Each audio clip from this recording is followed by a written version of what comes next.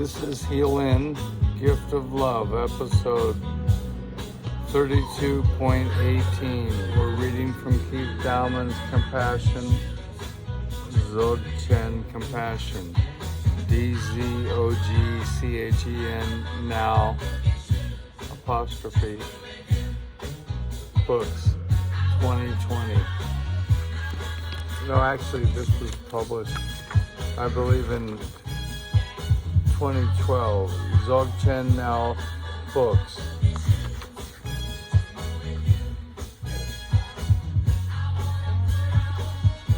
The heart of Dzogchen. Dzogchen compassion defines the heart of the great perfection. Li Chabi, page 41.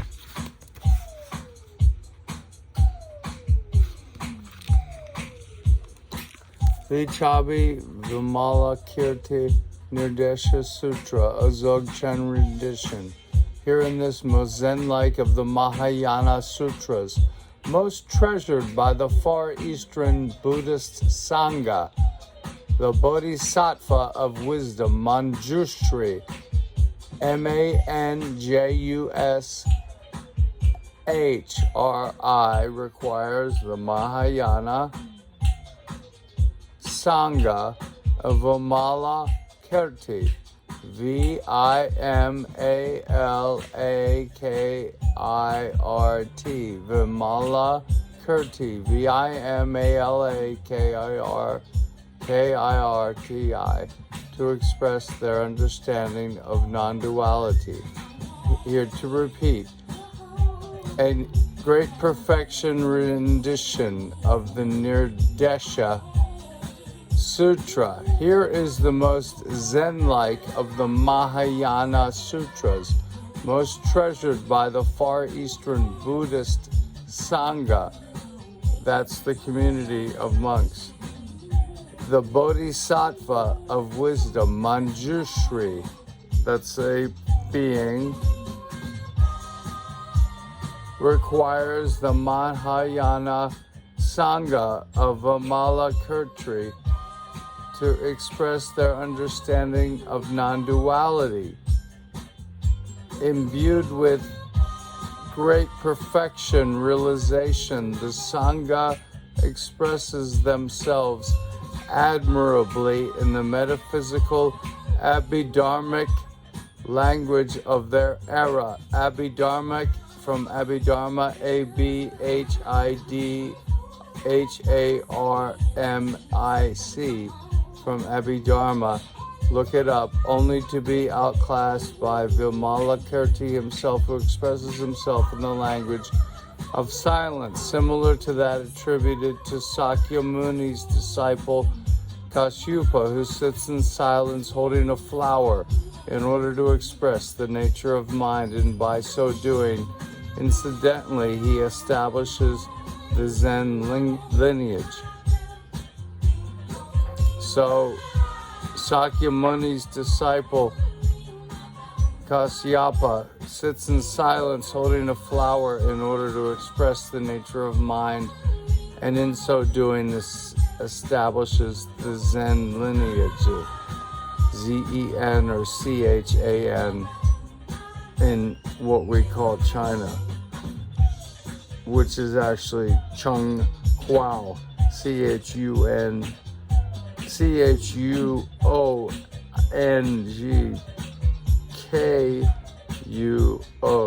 C-H-U-O-N-G, capital K-U-O, Chung Huao, Middle Kingdom, middle of the earth. In this rendition, I've edited the sutra to serve the vision of Dzogchen.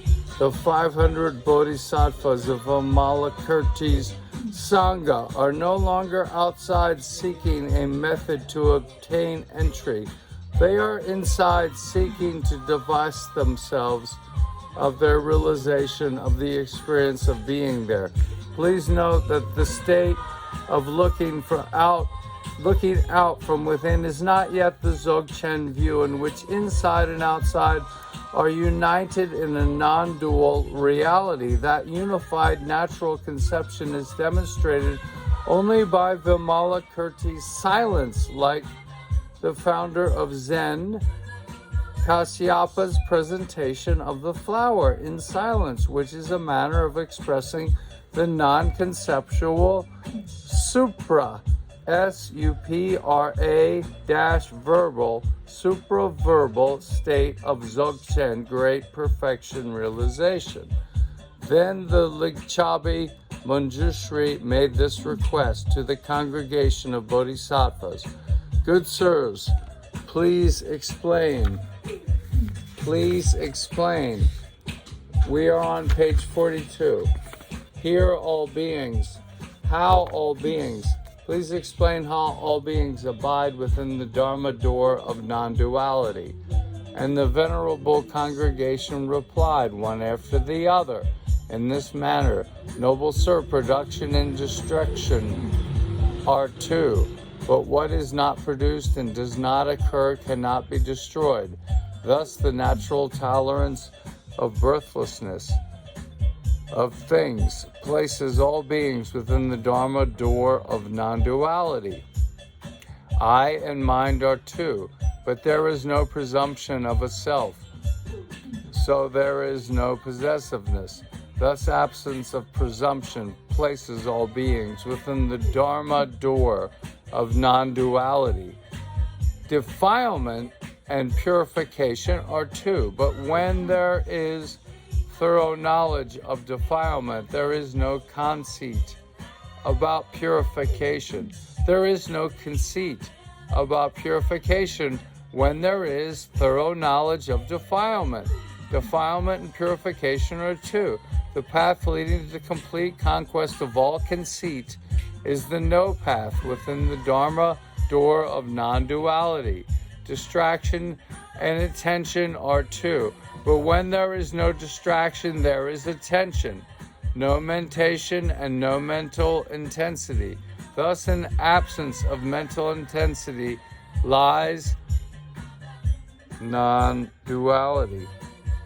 Bodhisattva spirit and disciple spirit are two, but when both are seen to resemble an illusory spirit, there is no bodhisattva spirit, nor any disciple spirit. Thus, sameness of natures, of spirits, describes non-duality. Grasping and non-grasping are two, but what is not grasped is not perceived, and what is not perceived is neither presumed nor repudiated.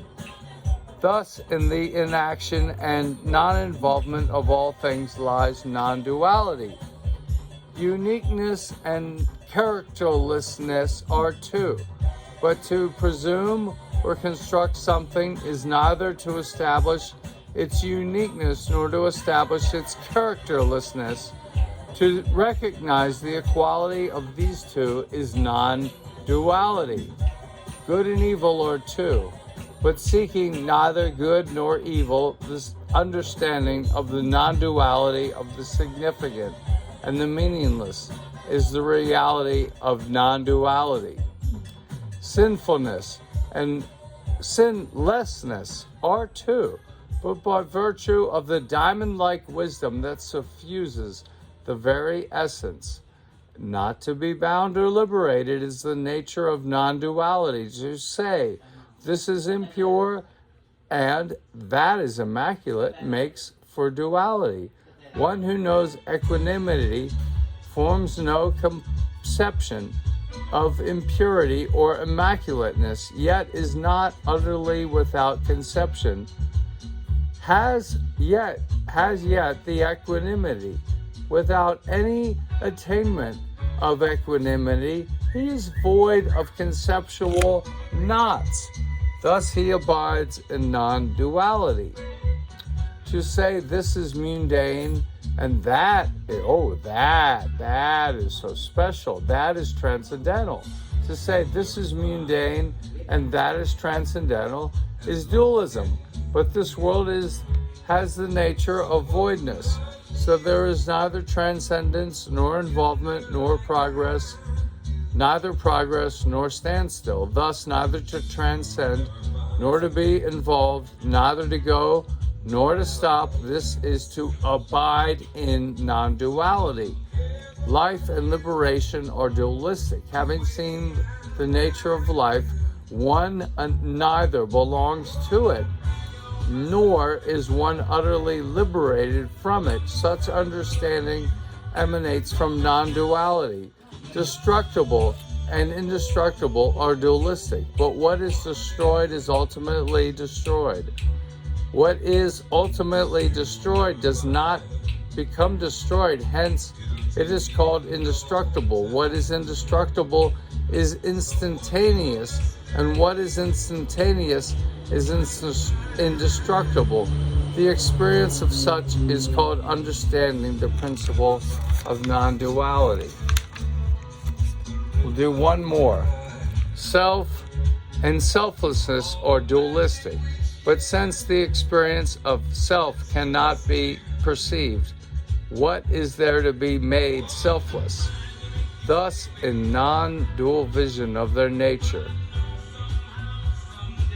lies non-duality. To repeat, self and selflessness are dualistic, but since the existence of self cannot be perceived, what is there to be made selfless? Thus, in non-dual vision of their nature lies non-duality. And hereby we end the episode 32.18, December 2nd, Wednesday 2021. May the mind of clear light, the great perfection, find all of you. And may you remember that you never forgot it, that you were never separate from the great perfection that's in and animating all things, animating you, and to which you return and into which you dissolve. The loving presence, the magic presence, the divine composer, the mind of the Buddha, the Christ consciousness,